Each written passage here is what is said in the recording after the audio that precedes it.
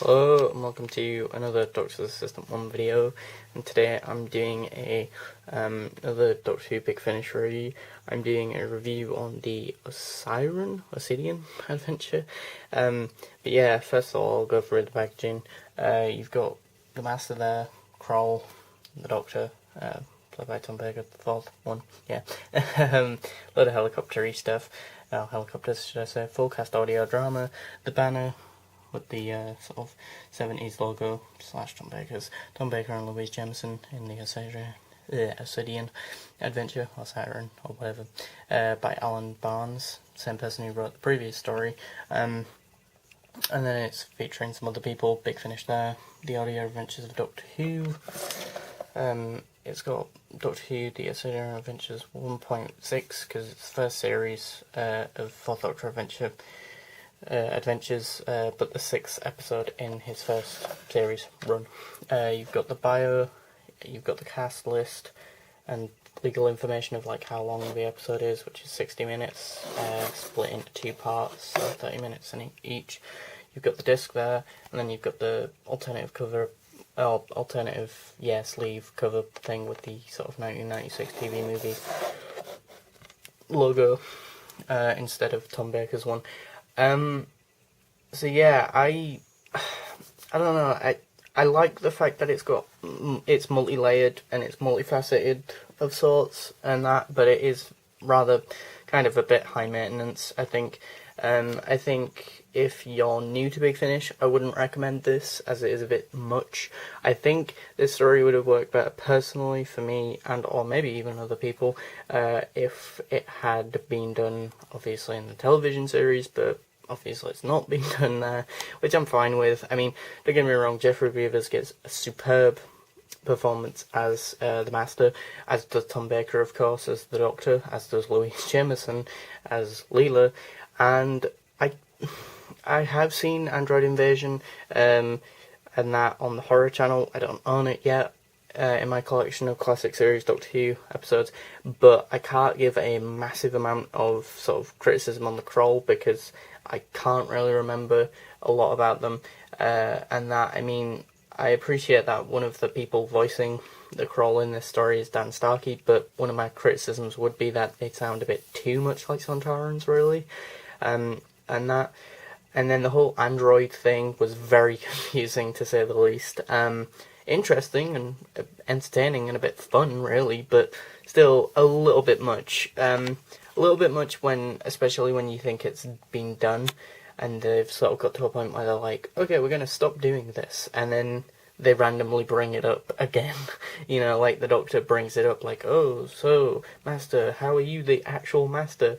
Maybe you're an android. And it's like, really? I thought you'd done all of that, you know? Like, it just felt like it was like, that was the only idea that they had, really. And if you're not a massive fan of it, then you're not really going to be a massive fan of this. And I think that's a bit of a shame, because it's probably better to have a bit more than just one idea, maybe. Then again, you could argue, well, you're putting all your eggs in one basket, so to speak, or just one idea, you've got more time to, focus more time and energy and resources onto just that idea. But again, you run the risk of people not liking that idea, and then where do you go from that? Or where do you go from there? Whereas if you have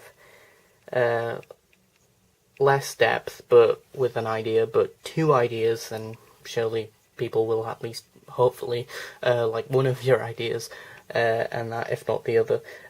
Granted, some people might like one of them to the point where they were just like, actually, you should have just gone with this idea and forgotten about the other one, and yeah, then you kind of run into that problem, I guess. But yeah, it flows nicely off the back of the previous story, which is Trail of the White Worm, which I have reviewed on the channel, and I think the thing is, I like Trail of the White Worm more than this one, because it's a sort of world builder, that one, and it's more, it's more, I could follow it a lot more from point A to B. It, although sort of had the Master not doing too much, it felt like it felt more interesting, and the Master had clearer motives and clearer reasons as to or more clearer motives and or reasons to what he was doing. This story,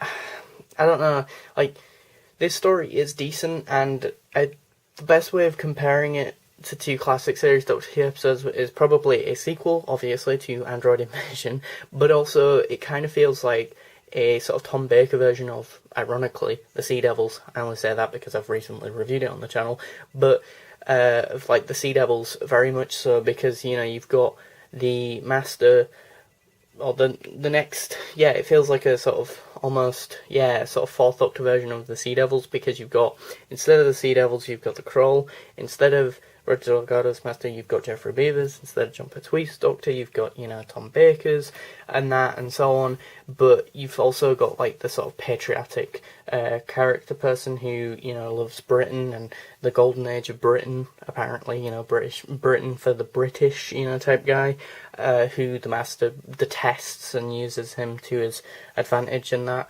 and then you've got, as I say, like the Kroll taking the place of the sort of Sea Devils, who end up, yeah, being sort of used by the Master in his malevolent game of chess as to, you know, sort of, you know, get to what he wants, which, yeah, it's fairly interesting what he wants, but it just felt very abrupt and sort of out of nowhere. You know, there was no sort of hint to it in the previous story with Trail of the White Worm, and there was no real hint to it here. You know, again, what I like with Trail of the White Worm, in contrast to this, is that feels like a set piece and more of a world buildery sort of story, and it lays a decent foundation for this story, but this story, the direction in which it goes in is not one that I'm massively overly fond with. I mean, it's a decent concept and a decent direction to take it in, but it's not a direction I would have personally taken it in, and or, yeah, I think if you're a big fan of Android Invasion, then yeah, sure, you're going to really like this story, probably. Or if you're a big fan of Android Invasion and Deadly Assassin, then yeah, sure, you're going to love this story. More than likely, you're going to love this story. Otherwise, if you're not a fan of Android Invasion, then this might not be your cup of tea. And if you haven't even seen Android Invasion, and then you listen to Trail of the White Worm and this one, as they're essentially two episodes of a 4-part story, essentially, back to back. But yeah, if you've not even seen Android Invasion, then yeah, you would probably not really get a lot of this one, as androids are very prominent in this one, and a big crux to the story, or a big, yeah, element to the story. They were used well, but as I say, I think they were somewhat overused, if anything. And it's not, it is a little bit overcomplicated at times, but it's not even that. It's, you know, it's a bit like an element of the show / story is the android thing, but the writer just assumed that because he understood it, everyone else who would be listening to it would as well, and if they didn't, then that's their problem and not his, which, as a writer, he should write it in a way where he's explaining it, ideally, you know, to the audience in a non-pandering way, but still in a way where we can sort of catch our breath and keep up with it. Otherwise, it's gonna either make people disengaged or not going to be interesting and or entertaining, really.